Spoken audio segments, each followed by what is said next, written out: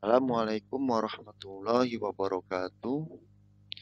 Bagaimana kabar hari ini ananda-anandaku sekalian? Alhamdulillah, luar biasa, bersemangat. Allahu Akbar, Allahu Akbar, Allahu Akbar. Alhamdulillah pada hari ini kita masih diberikan kesempatan untuk bisa belajar dan menuntut ilmu walaupun kita dalam kondisi berpuasa. Tapi itu tidak mengurangi semangat kita.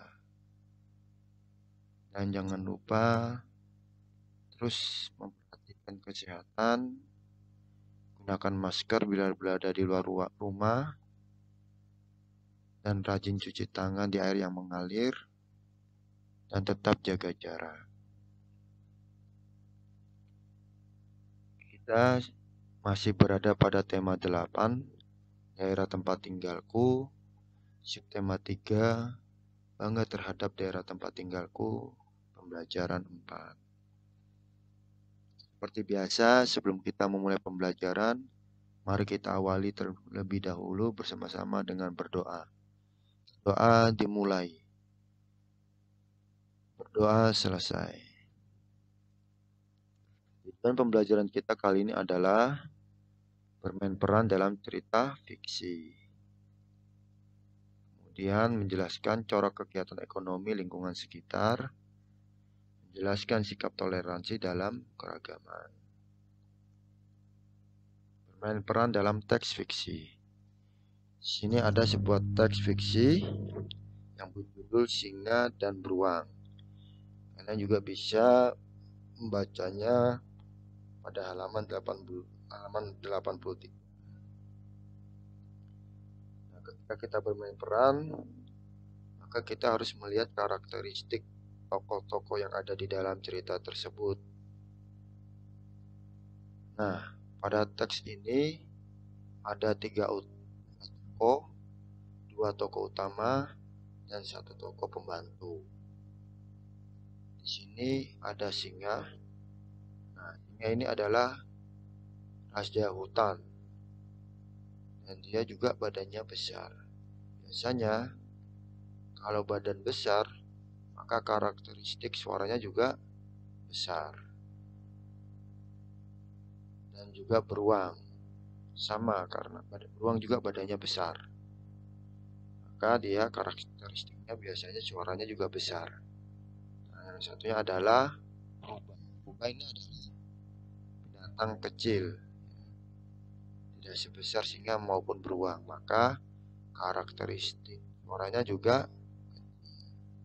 Jadi kita harus bisa menentukan karakteristik tokoh yang diperankan tersebut. Nah, di sini Ustadz akan contohkan bagaimana bermain peran dalam cerita tersebut. Jadi, di sini singa mengajak beruang untuk berburu bersama di hutan. Hei beruang, pagi ini aku sangat merasa lapar. Apakah kau juga lapar? Iya, aku juga merasa sangat lapar. Kalau begitu, bagaimana kalau kita berburu bersama di hutan? Jika kita berburu bersama, pasti akan lebih mudah untuk mendapatkan makanan. Bagus juga idemu. Ayo kita berburu di hutan. Kudengar di sana banyak rusa yang dagingnya enak untuk dimakan. Akhirnya singa dan beruang berpencar di tengah hutan. Duh, lelah juga ya. Aku tidak menemukan mangsa sejak tadi. Aku akan menunggu di balik semak itu saja. Beberapa saat kemudian, singa melihat seekor rusa melintas dari balik semak-semak. Akhirnya mangsaku terlihat juga. Nampaknya dagingnya sangat empuk dan lezat. Aku akan menerkamnya saat dia melewati pohon besar itu. Di tempat lain, beruang juga melihat seekor rusa yang melintas di balik semak-semak. Akhirnya, aku melihat seekor rusa yang melintas. Aku akan menerkamnya saat dia melewati pohon besar itu.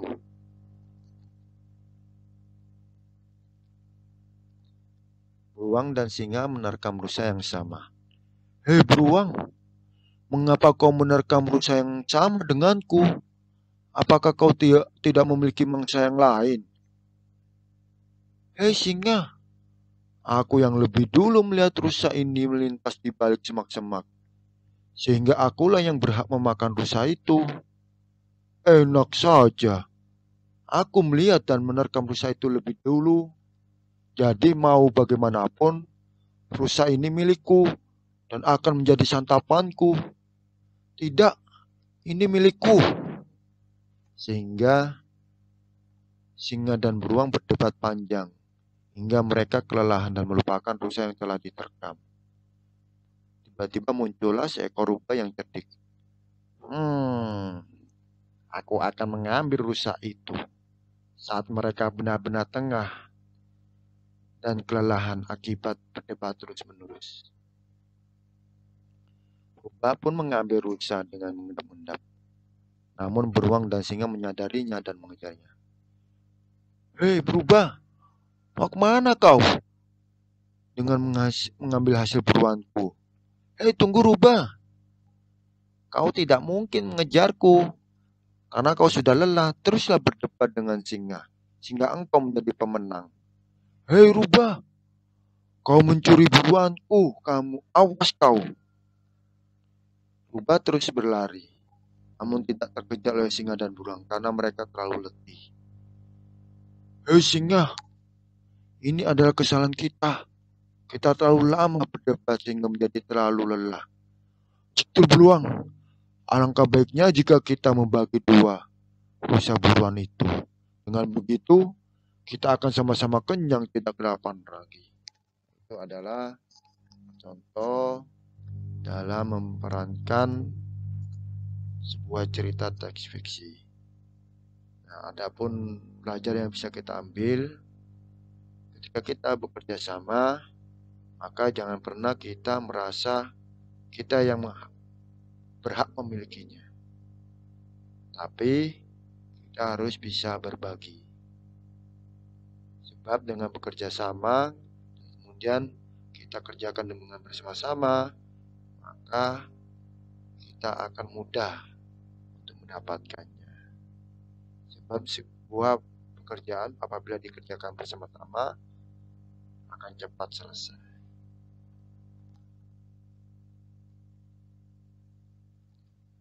Kemudian kita masuk pada menjelaskan corak kegiatan ekonomi lingkungan sekitar. Manusia melakukan kegiatan ekonomi untuk memenuhi kehidupan sehari-hari. Kegiatan ekonomi yang mereka lakukan meliputi produksi, distribusi, dan juga konsumsi. Setiap kegiatan ekonomi memunculkan beragam mata pencaharian. Mata pencaharian disesuaikan dengan corak kehidupan masyarakat sekitarnya. Masyarakat di sekitar tempat wisata memiliki corak kegiatan ekonomi, produksi, dan distribusi. Mereka umumnya bermata pencaharian sebagai penjaga tiket tempat wisata, juru parkir, pemandu wisata, pedagang, makanan, dan cenderamata, juru foto keliling, dan petugas keamanan. Masyarakat di dataran tinggi juga bercorak kegiatan ekonomi produksi. Mereka bermata pencaharian sebagai petani sayur dan buah, pekebun di perkebunan, dan peternakan sapi. Corak kegiatan ekonomi konsumsi dan distribusi banyak dijumpai di perkotaan. Masyarakat perkotaan memanfaatkan nilai guna barang produksi untuk kebutuhan sehari-hari. Mereka juga umumnya memanfaatkan jasa seperti tukang pos, pengantar barang, dan sopir angkutan umum. Kalau untuk di wilayah Ustadz, ini biasanya karena dia berada di dataran rendah dan dekat dengan pantai, maka sebagian masyarakatnya bermata pencaharian, ada yang menjadi pelaut, penangkap ikan, dan ada juga pembuat bubu. atau penangkap ikan. Dan juga di tempat tinggal Ustadz ini dekat dengan perkantoran. Makanya masyarakatnya banyak yang bekerja di kantoran sebagai pegawai negeri maupun pegawai honor. Dan masih banyak lagi warga-warga yang ada di dekat tempat tinggal Ustadz itu bermata pencarian yang bermacam-macam. Ada yang berdagang, ada yang sebagai polisi, ada juga yang sebagai guru dan sebagainya. Seperti itu.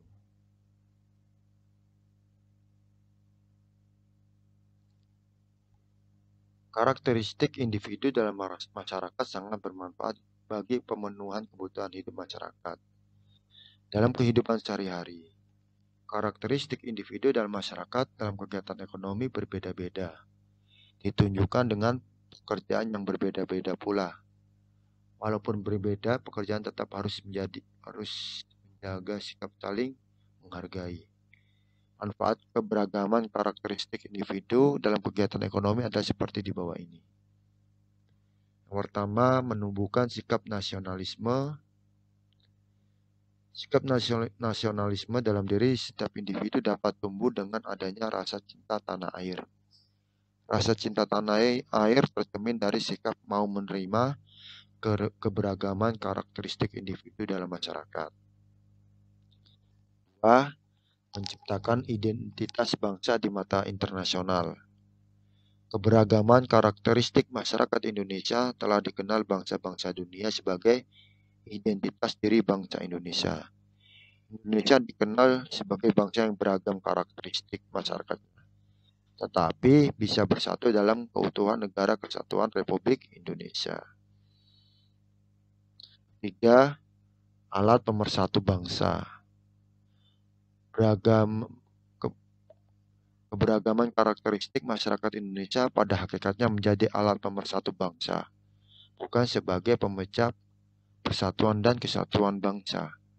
Kunci sukses mempertahankan persatuan dan kesatuan dalam keragaman yaitu memegang teguh semboyan bangsa Indonesia Bhinneka Tunggal Ika, yang artinya berbeda-beda tetapi tetap satu jua. Keempat, sebagai ikon pariwisata. Kekayaan khazanah budaya masyarakat Indonesia yang beragam memberikan nilai keunikan dan keindahan tersendiri sehingga mampu menarik wisatawan mancanegara untuk mengetahui dan mempelajari keberagaman budaya Indonesia. Kelima, menambah pendapatan nasional. Dengan menjadi simbol pariwisata, otomatis akan menambah devisa atau pendapatan negara. Hal tersebut bisa terjadi karena banyak wisatawan asing dan domestik yang berkunjung ke tempat pariwisata Indonesia. Jadi sekian untuk pembelajaran kita kali ini. Semoga bermanfaat. Mohon maaf apabila ada kekurangan dan kesalahan. Ustaz cukupkan. Assalamualaikum warahmatullahi wabarakatuh.